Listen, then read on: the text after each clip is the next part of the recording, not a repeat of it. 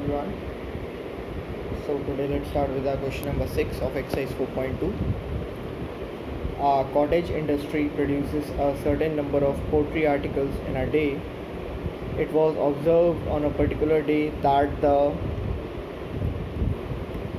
cost of production of each article was 3 more than twice the number of articles produced on that day. पहले तो हम इतना question समझते हैं. एक कॉटेज इंडस्ट्री है, ठीक है, जो कि कुछ पोट्री प्रोडक्ट्स या पोट्री आर्टिकल्स डेली के बना रही है, ठीक है.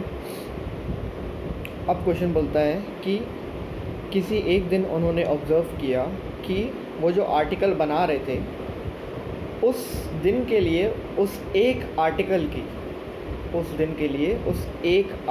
की कॉस्ट कितनी आ रही है.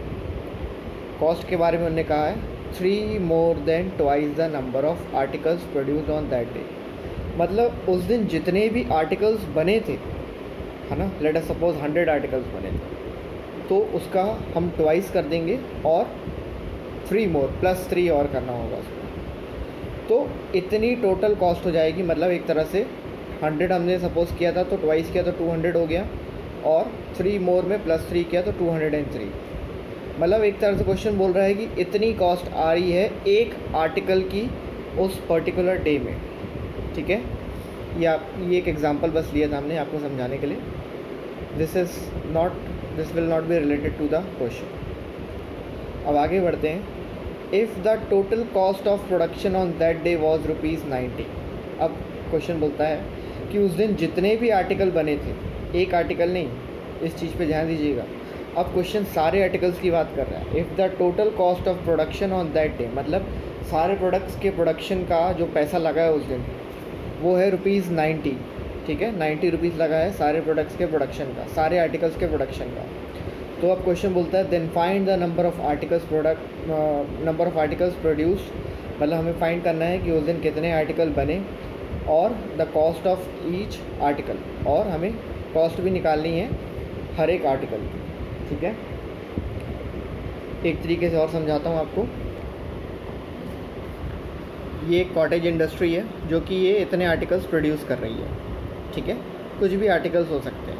अब कोई एक पर्टिकुलर डे में ये एक आर्टिकल की कॉस्ट उन्होंने क्या बोली है कि ट्वाइस किसका कि जितने भी प्रोडक्ट बने थे उस दिन, और उसमें हम क्या करेंगे +3. तो हम यहाँ क्या कर सकते हैं, जितने भी प्रोडक्ट हम बने थे उस दिन उसको हम x ले सकते हैं, ठीक है. तो ऐसे हमारा क्वेश्चन आगे बढ़ जाएगा. So let's check it out. सबसे पहले हम गिवन मेंशन करेंगे total cost of production equals to ₹90, ठीक है. मतलब उस दिन जितना भी खर्च लगा सारे आर्टिकल्स बनाने में वो ₹90 हो गया. Now let the number of pottery articles produce on a particular day equals to x, ठीक है. हमने x सपोज कर लिया किस चीज़ को, कि उस दिन कितने आर्टिकल्स बने हैं उसको हमने x सपोज कर लिया. अभी तक हमने उनकी कॉस्ट के बारे में बात नहीं करी कि एक आर्टिकल की कॉस्ट कितनी आएगी, बस हमने अभी ये सपोज किया है कि उस दिन कितने आर्टिकल बने हैं, ठीक है. तो उसको हमने x सपोज कर लिया. Now according to question cost of production of each article, ठीक है, cost of production of each article. अब क्वेश्चन बोल रहा था कि जितने उस दिन प्रोडक्ट बने हैं उसका ट्वाइस कर दो, तो हमने उसका ट्वाइस कर दिया और उसमें 3 भी ऐड करिए, क्योंकि क्वेश्चन में लिखा हुआ था 3 more than twice the number of articles produced on that day. दोबारा बोलो, 3 more than twice the number of articles produced on that day. तो हमने क्या सपोज किया था, number of articles produce on that day will be x, ठीक है. अब हम टोटल कॉस्ट निकाल लेते हैं प्रोडक्शन की. तो हम लिखेंगे therefore total cost of production equals to number of pottery articles multiply by cost of production of each articles, ठीक है. टोटल प्रोडक्शन तो ऐसे ही निकलेगा ना कि मतलब कितने आर्टिकल बने हैं उस दिन, उसको हमें मल्टीप्लाई करना होगा किससे, कि हर एक आर्टिकल की कॉस्ट कितनी है. तो हमने क्या सपोज किया था, टोटल आर्टिकल उस दिन कितने बने थे x, और हर एक आर्टिकल की हमने कॉस्ट कितनी सपोज करी थी 2x + 3, ठीक है. अब यहाँ पे मल्टीप्लाई रहेगा, अब हमें पता है टोटल कॉस्ट ऑफ प्रोडक्शन तो हमें दिया हुआ था क्वेश्चन में, शुरुआत में हमने गिवन में लिखा था दैट वाज 90, ठीक है। तो इसको हम 90 से इक्वेट कर देंगे, तो we have written 90 equals to x multiply by 2x plus 3, तो it will become 2x square plus 3x। 90 को हम राइट हैंड साइड लेके जाएंगे तो इट विल बिकम नेगेटिव। अब हमारे पास एट लास्ट इक्वेशन क्या आ गया है, 2x square plus 3x minus 90 equals to 0, ठीक है। अब यहाँ पे हम चाहें तो इस इक्वेशन को एक बॉक्स में भी डाल सकते हैं, जिससे कि एग्जामिनर इजीली कैच कर लेगा कि हाँ यहाँ तक का इनका क्वेश्चन सही है। अब now what we will do, ये जो मिडिल टर्म है हम इसको स्प्लिट कर देंगे, ठीक है। तो उससे हमारे पास x की 2 वैल्यूज़ आ जाएंगी। तो अब हम इसको स्प्लिट करते हैं। तो as you can see I have splitted the middle term 15 minus 12, बाकी क्वेश्चन वैसी है 2x स्क्वायर माइनस 90। अब यहाँ पे मैं x को अंदर मल्टीप्लाई कर दूँगा, ठीक है। तो यहाँ मैंने x को अंदर मल्टीप्लाई कर दिया है।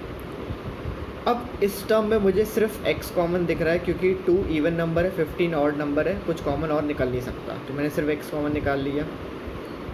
यहाँ पे मुझे 6 कॉमन दिख रहा था, तो यहाँ पे मेरे पास अंदर बचा 2x प्लस 15। 6 के साथ मैंने माइनस साइन भी कॉमन बाहर ले लिया, तो अंदर मेरे पास कौन सा साइन बचा, प्लस। अब एज वी नो ये एक टर्म है और ये एक टर्म है, ठीक है। इस टर्म में भी 2x प्लस 15 है, इस टर्म में भी 2x प्लस 15 है, तो हमने 2x प्लस 15 कॉमन ले लिया है। तो यहाँ पे हमारे पास क्या बचा, x, और यहाँ पे क्या बचा हमारे पास माइनस 6 इक्वल्स टू 0, ठीक है। अब व्हाट वी विल डू, हम दोनों टर्म्स को 0 से इक्वेट कर देंगे। तो यहाँ हमने इसको 0 से इक्वेट कर दिया और यहाँ पे हमने इसको 0 से इक्वेट कर दिया। तो यहाँ पे इसको सॉल्व करने पे हमारे पास x की वैल्यू क्या आई, माइनस 15/2, और यहाँ पे x की क्या वैल्यू आई, 6। अब x हमने क्या सपोज किया था, number of articles produced on that day. अब अगर x हमने सपोज किया है कि कितने प्रोडक्ट्स उस दिन बने हैं या कितने आर्टिकल्स उस दिन बने हैं, तो उसको हम नेगेटिव तो ले नहीं सकते, तो 6 विल बी आवर आंसर। तो what we will write, since x can not be negative therefore x equals to 6, ठीक है। x इक्वल्स टू 6 हम यूज़ करेंगे। Now hence the number of articles produced equals to x, हमने x suppose किया था, तो equals to ₹6। इसका मतलब हर एक नंबर ऑफ़ आर्टिकल्स जो हमने जो नंबर ऑफ़ आर्टिकल्स प्रोड्यूस हुए थे उस दिन, वो कितने हैं, 6 हैं, ठीक है। अब कॉस्ट फाइंड आउट कर लेते हैं, and the cost of each article, ठीक है। अब कॉस्ट फाइंड आउट करेंगे, तो कॉस्ट हमारे पास क्या आई थी, 2x प्लस 3। तो यहाँ पे मैंने x की वैल्यू रख दी है 6, तो it has become 12, and 12 plus 3 will become 15। तो मेरे पास at last the cost of each article कितनी आ गई है, ₹15, ठीक है। That's all for today. Exercise 4.2 has been completed.